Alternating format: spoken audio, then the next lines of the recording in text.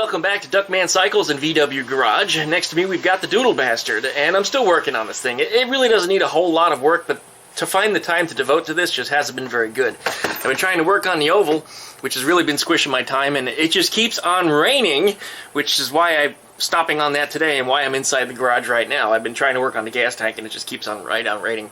It's just not working out. So I'm going to work on this guy today. Going to be inside the house here. Yeah, today I think we're going to work on the carburetor. I need to get that rejetted, and I've been doing a little digging around, and I found some parts for it. If you enjoy my stuff, as always, please like this video. Please click the little subscribe button that's down there in the bottom. Ring the little dingle belly that's next to it that gives you updates every time I upload a new video. Check out my other channels. Besides Duckman Cycles, I also have Skeeter the Duck and Vivi the Duck VV. And Vivi the Duck VV is one of the places where I play with projects like this, so that's where this will go to once I've got this thing together and running. And one more thing, I haven't really talked about it before, but I also have a Facebook group, which has grown to almost 100 members at this point. Hop on over to Facebook, type in Duckman Cycles and VW Garage, and you'll find my group, and people on there are sharing their projects, or if you want to ask a question of me, or maybe I can give you a little bit of insight or help you with something, and, maybe Volkswagen, maybe a DoodleBastard, whatever it is you're working on, whatever it is you got, share it. If I'm not the one that can answer, maybe one of my other friends in the group can. So please hit me up over on Facebook and check out the group page.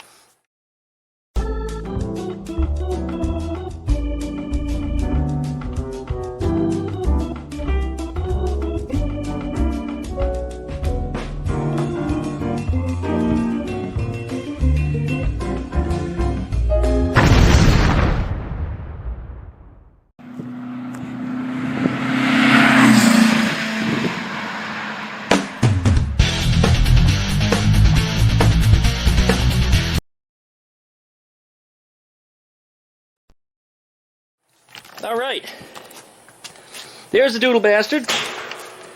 Now inside that carburetor, I've been doing a little bit of reading, and these things seem to be jetted with a 100 size jet, and the jet is not actually printed. There's no size printed on it. So it was left for people to guess that, and me having done the research to find that information out is what got me to that point. But according to what I've read, you need about a 110 jet inside of this carburetor to make this thing work correctly. And if you remember when I was revving it up, it was running lean. It wouldn't rev. So we're going to try to upgrade that jet today to a 110, and then we're going to try to run it and see if that makes a difference, and I believe it's going to get us to where we need to be. But the first thing we need to do, of course, is take that carburetor off. Let's see, I've got a 10mm wrench down here somewhere from the last time. There it is. That side was already loose because I got started before I started recording the video. And I figured, wait a minute, you guys are want to see this one, so go ahead and do it while you get to watch. That nut is off. Put them in a safe place. Right there is good. Pull that air filter off. This I have never tightened the screw on, so that wasn't a big deal. Pull that carburetor right out of there. Now, there might be a little bit of fuel in it, which is probably going to try to spill out from the last time I ran it. Maybe not. Okay, Phillips head screwdriver. Take the bowl off the carburetor. And when you do something like this, make sure you don't drop the screws everywhere. I don't even like to take the screws out. I like to turn the carburetor over completely upside down. Hey, there comes the fuel that was in it. It wasn't a whole lot, but just a little bit. Alright, once you've got the screws loose, you can just lift that bowl up and the screws stay put right where you left them. And then put the bowl down someplace where you're not going to knock it over and make everything go tumbling. There's a little more fuel that was trapped inside the carburetor there. Okay, there's our main jet. And as I said, there's no size printed on it. So let's go ahead and pull that sucker out of there. So while I was digging in my toolbox the other day, I discovered that when I worked on the Ninja 250 and I upgraded the jetting in it, that I had bought a bunch of jets, and this is them. And I needed a 110, and right there on the invoice it says 110, and there's the package for them 110. These were unused. In fact, I just broke the plastic open on it just now to install them in this carburetor. So it should be as simple as, like I said, removing that jet, which is just a screw, flathead screw with a hole through it. Need a flathead screwdriver to do it. Of course, my flathead screwdriver that I want to use is never where I put it. Alright, if you've never removed a jet before, this is usually how you do it. And of course the whole damn emulsifier tube has to come out at the same time, which is what I didn't want to happen. Okay, I'll have to get a wrench to put on there, unless I've got it handy here. No, I don't, of course not. Alright, turned out it was actually a little looser than I expected it to be. I ended up putting a little wrench on there, and now we can turn that jet right on out. This is the 100 that's in there. This is what we need to replace with the 110. So it's as simple as pulling that plastic apart. There's our 110 jet. I'm putting the 100 back in that plastic wrapper. Since it's unlabeled, I know it's a 100. Screw your jet back into where it belongs. Just like that. And take your carburetor. In our case, the emulsifier tube came out too. Now, because I did not remove the slide, you can see the pin down inside of there. This emulsifier tube has to go over that pin, so align it and slide it in there. And thread in the whole thing just like that. And then we're going to tighten this up as one solid unit. And this I'm going to tighten up additionally just a little bit more. Tighten that up a little bit more, so hopefully the next time that I go to remove this jet, there we go, just like I said, it's not going to remove the whole emulsifier tube now. Good. Okay. Make sure there's no dirt on it. I chewed the jet up a little bit with the screwdriver there. Okay. Take our bowl, put them back on, Phillips head screwdriver. You hear all the fireworks outside. 4th of July is happening early over here. Okay. Snug these up. Don't over tighten them. You don't need to crush them or strip out the heads on the screws. Alright, here's our carburetor. I'm going to leave the low-speed mixture alone. I'm going to play with that while it's actually running and idling. And the carburetor is ready to go back on. So we go up and through the top like this. Carburetor gets pushed back into position. Just like that.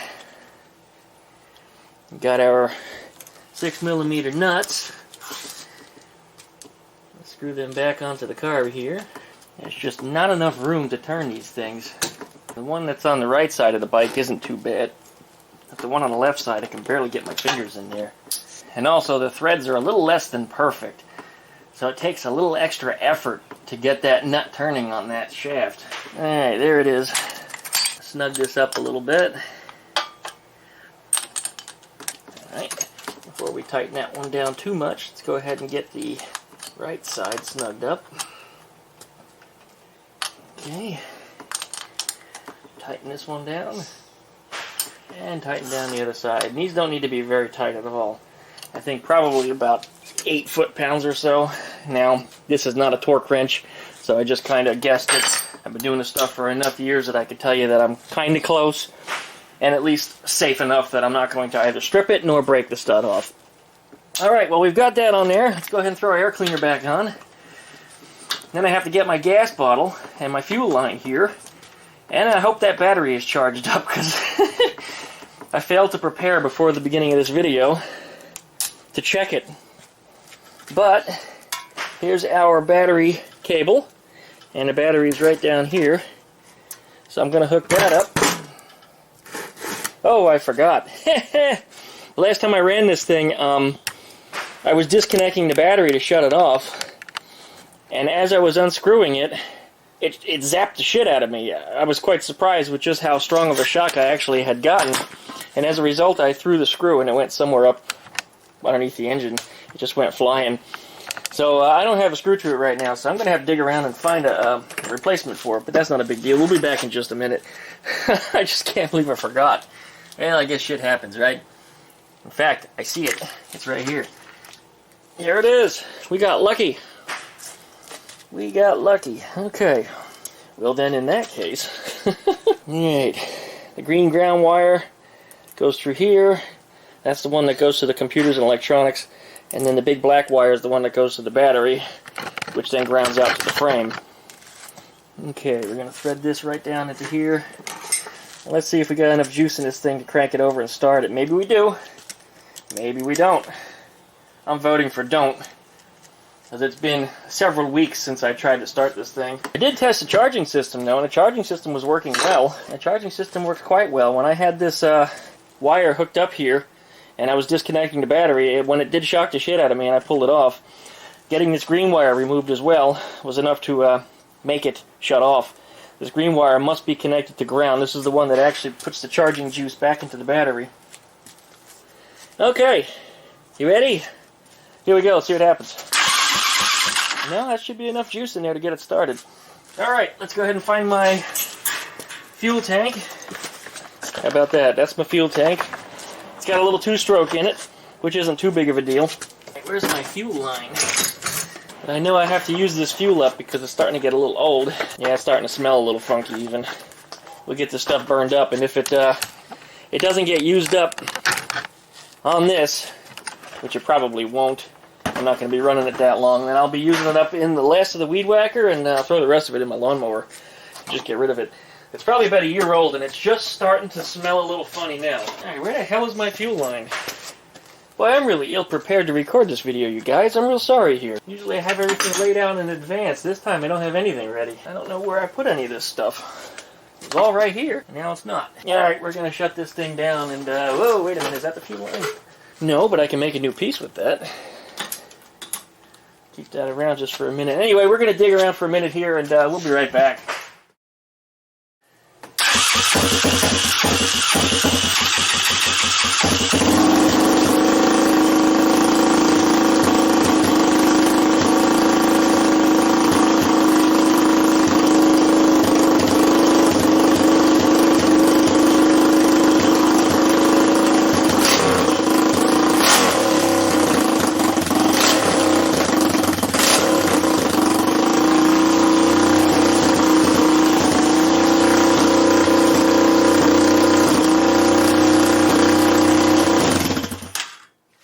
Okay, well, one thing's for sure, I've got to adjust the idle mixture a little bit, because now it's the opposite of what it used to be. Before, it used to idle just fine, but didn't want to rev up. But I had played with the low-speed mixture at that time. And now that it looks like it's revving up properly and doesn't require the choke to run, it does need it, rather, when it's idling, as opposed to when I'm running with wide-open throttle. So I've got to play with the little mixture screw down below there. I'll probably have to loosen it, I'd say maybe a turn or two. And then we'll test it again and see what it does. Let's give it a shot. I don't know if I can do this and get the camera in there at the same time. This is going to be tricky. The screw is right up under here. It's difficult enough as it is to get a screwdriver even under there, because it's probably all you see right now is my head. Okay, loosening. Alright, that's about a turn and a half loose. Let's see what we got.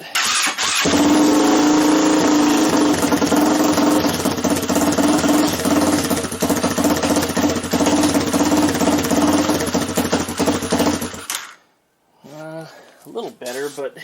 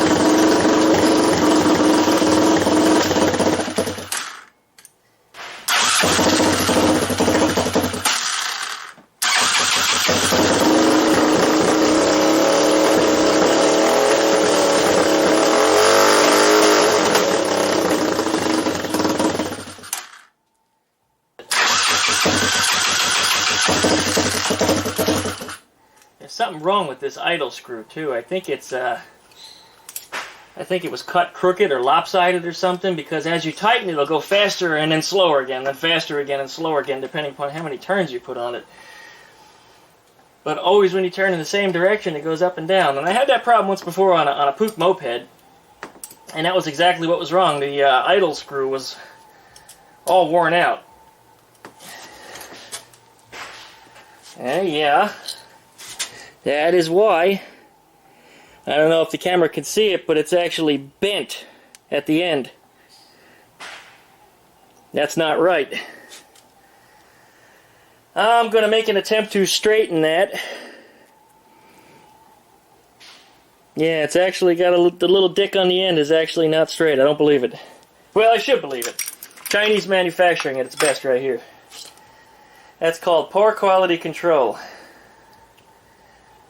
See if I can straighten it without breaking it. I think I got it. Yeah, it looks straight to me. Let's wind this sucker in. In fact, it's threading in easier than it came out because it being crooked, it was getting caught in the bore which it screws into.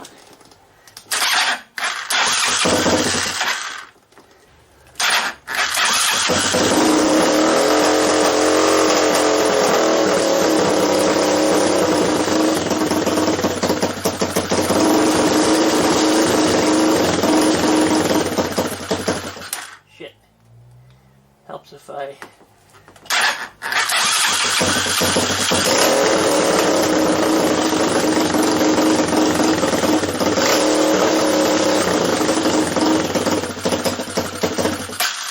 readjust that mixture now, because now the mixture is all wacky because I couldn't get the idle screw set properly. If it's not one thing, it's always another.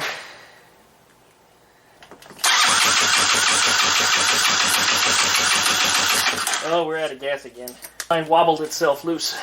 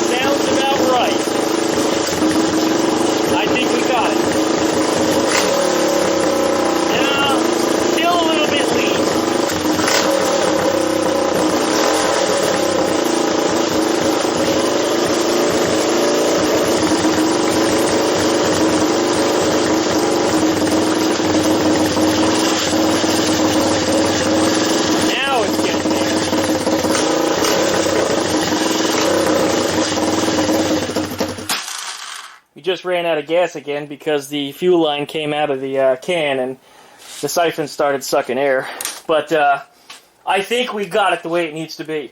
I think when I get this thing rideable, that the engine is now going to run properly. I don't have any doubt in my mind at this point. I think it's going to be all right. I'm going to disconnect the battery and park this thing for now because I think this video ran long enough. So thank you guys for sticking with me and watching this video while I was tuning the carburetor on the DoodleBastard. Give me a thumbs up if you liked it.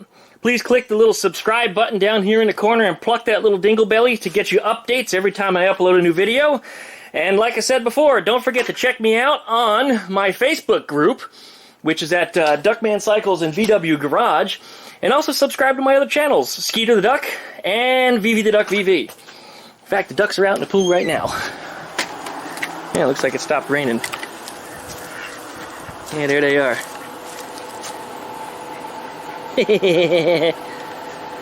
Thanks for watching.